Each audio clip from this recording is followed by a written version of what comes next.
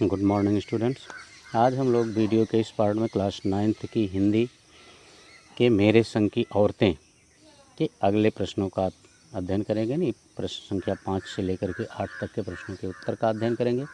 लेकिन इन प्रश्नों का उत्तर बताने से पहले हम आपको बता दें, यदि इस चैनल को अभी तक आपने सब्सक्राइब नहीं किया तो चैनल को सब्सक्राइब अवश्य कर लें। वीडियो को अधिक से अधिक लाइक और शेयर करें और हमें भी कमेंट करके ये ज़रूर बताएँ कि ये वीडियो आपको कैसा लगा। तो आइए देखते हैं 5वें प्रश्न का उत्तर। 5वां प्रश्न कह रहा है, डराने, धमकाने, उपदेश देने या दबाव डालने की जगह सहजता से किसी को भी सही राह पर लाया जा सकता है। पाठ के आधार पर तर्क सहित उत्तर दीजिए। देखिए, ये सही है कि डराने, धमकाने, उपदेश देने या दबाव डालने की जगह सहजता से किसी को सही राह पर लाया जा सकता है। यह बिल्कुल सत्य है, क्योंकि माँ जिस कमरे में सोई थी, गलती से उसी कमरे में चोर घुस गया तो उसके पैरों की आहट से माँ जी की नींद खुल गई और यह जानने के बाद भी कि कमरे में चोर है, माँ जी ने उस चोर से पानी पिलाने को कहा और उसे खाली लोटा देकर कुएं से पानी लाने के लिए भेज दिया। कुएं पर उस चोर को हवेली के पहरेदार ने भी पकड़ लिया। पानी लाने पर माँ जी ने आधा पानी खुद पिया और आधा पानी उस चोर को पिला दिया, जिससे उनमें माँ बेटे का संबंध बन गया। और इस तरह से माँ ने कहा, एक ही लोटे से पानी पीने के कारण हम माँ बेटे हुए। अब बेटा चाहे तू चोरी कर और चाहे खेती। माँ जी के इस व्यवहार से चोर का व्यवहार बदल गया और उसने चोरी करना छोड़कर खेती करना शुरू कर दिया। और लेकिन यदि वही माँ जी चोर को मारती पीटती या पकड़कर पुलिस के हवाले करती तो उसे इतनी आसानी से राह पर नहीं लाया जा सकता था। ओके बच्चों, तो ये था 5वें प्रश्न का उत्तर। आइए हम 6ठा प्रश्न देखते हैं। शिक्षा बच्चों का जन्मसिद्ध अधिकार है, इस दिशा में लेखिका के प्रयासों का उल्लेख कीजिए। देखिए, शिक्षा बच्चों का जन्मसिद्ध अधिकार है, इस दिशा में लेखिका ने कई प्रयास किए। जैसे उसने प्राइमरी स्कूल खोल दिया और प्राइमरी स्कूल खोलने के लिए वह शादी के जब डालमिया नगर के कर्नाटक के बालकोट पहुंचती है, तब स्वयं लेखिका के भी 2 बच्चे थे और वो स्कूल जाने की उम्र के हो रहे थे।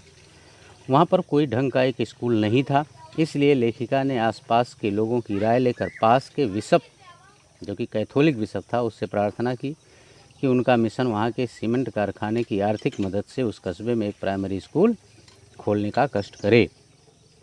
लेकिन क्षेत्र में क्रिश्चियन की जनसंख्या कम थी। यह हवाला देते हुए बिशप ने स्कूल खोलने से मना कर दिया। तब लेखिका ने स्वयं वहाँ लोगों के प्रयास से एक प्राइमरी स्कूल खोला, जिसमें हिंदी, अंग्रेजी, कन्नड़ तीनों भाषाएं पढ़ाई जाती थी। बाद में उन्होंने कर्नाटक सरकार से उस विद्यालय को मान्यता भी दिलाई। इस प्रकार लेखिका और अन्य अफसरों के बच्चे भी उसी स्कूल में पढ़ने लगे और आगे चलकर वह शहर के प्रसिद्ध स्कूलों में दाखिला पा सके। इस प्रकार लेखिका ने अपने प्रयासों के बल पर असंभव कार्य को भी संभव कर दिया। ओके बच्चों, तो ये था 6ठे प्रश्न का उत्तर। आइए हम 7वें प्रश्न का उत्तर देखते हैं। पाठ के आधार पर लिखिए कि जीवन में कैसे इंसानों को अधिक श्रद्धा भाव से देखा जा सकता है। देखिए, इसके उत्तर में आप सीधा लिख देंगे कि पाठ के आधार पर हम कह सकते हैं कि जो व्यक्ति समय पर उचित सलाह देने वाला होता है, सत्य बोलने वाला होता है, किसी की गोपनीय बातों को सार्वजनिक ना करने वाला होता है, उस व्यक्ति को जीवन श्रद्धा भाव से देखा जाता है। ठीक है, तो ये था 7वें प्रश्न का उत्तर। 8वां प्रश्न, सच अकेलेपन का मजा ही कुछ और है। इस कथन के आधार पर लेखिका की बहन एवं लेखिका के व्यक्तित्व के बारे में अपने विचार व्यक्त कीजिए। देखिए, सच अकेलेपन का मजा ही कुछ और है के आधार पर लेखिका की छोटी बहन रेणु के व्यक्तित्व में दृढ़ निश्चय शामिल है। वह जिस काम को करने के लिए सोचती है उसे अकेले ही पूरा करके रहती है। किसी सीमा तक हम इसे उसकी जिद भी कह सकते हैं, पर यह जिद कम, उसका दृढ़ निश्चय अधिक होता है। उसके सोचे कार्य में कोई उसका साथ दे या न दे, वह लोगों की परवाह किए बिना उस कार्य को पूरा करने के लिए कृत संकल्प रहती है। क्योंकि एक बार 1950 के समय की बात है, रात में भयंकर बारिश हो गई। पुलों के नीचे पानी तो भर ही गया था, साथ ही मकानों की पहली मंजिल भी पानी में आ गई थी।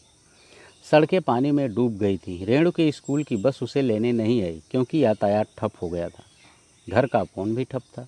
सभी के यह कहने पर कि स्कूल मत जाओ, क्योंकि स्कूल बंद होगा। रेणु ने पूछा, आप लोगों को कैसे पता कि स्कूल बंद ही होगा? उसका उचित जवाब किसी के पास नहीं था। वह पैदल 2 मील स्कूल गई और स्कूल बंद देखकर वापस आ गई। घर के लोगों ने जब उससे कहा कि हमने तो पहले ही कहा था, तो रेणु ने कहा, स्कूल बंद था तो मैं वापस आ गई, इसमें आपका कहना कहाँ से आ गया?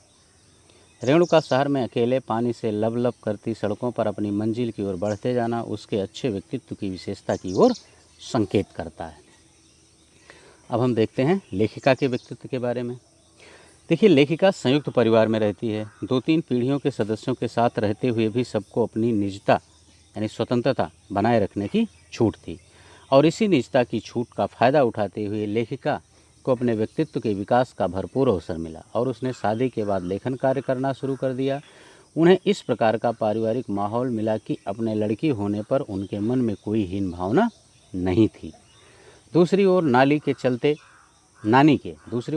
चलते देश की आज़ादी को लेकर भी वह रोमानी हो रही थी। ठीक ना। लेखिका घर के भीतर रहते हुए भी अपनी मर्जी से जीती रही। इसका प्रत्यक्ष उदाहरण है लेखिका द्वारा उस समाज की शादीशुदा औरतों को पराये मर्दों के साथ नाटक करने को राजी कर लेना, जिस समाज में पति पत्नी भी पिक्चर देखते समय अलग अलग दड़बों में बैठते थे। दड़बा का मतलब होता है कि अलग अलग हिस्सों में महिलाओं की पंक्तियाँ अलग होती थी और पुरुषों की पंक्तियाँ अलग। तो इस तरह हम कह सकते हैं कि लेखिका के व्यक्तित्व की और उसके बहन के व्यक्तित्व में काफ़ी अंतर था। ठीक ना। लेखिका जीवन में अपनी राह स्वयं तलाश कर उस पर चलती रही। ओके बच्चों, बस इस पार्ट में इतना ही। इसके आगे हम नेक्स्ट वीडियो में पढ़ेंगे। Okay, thank you.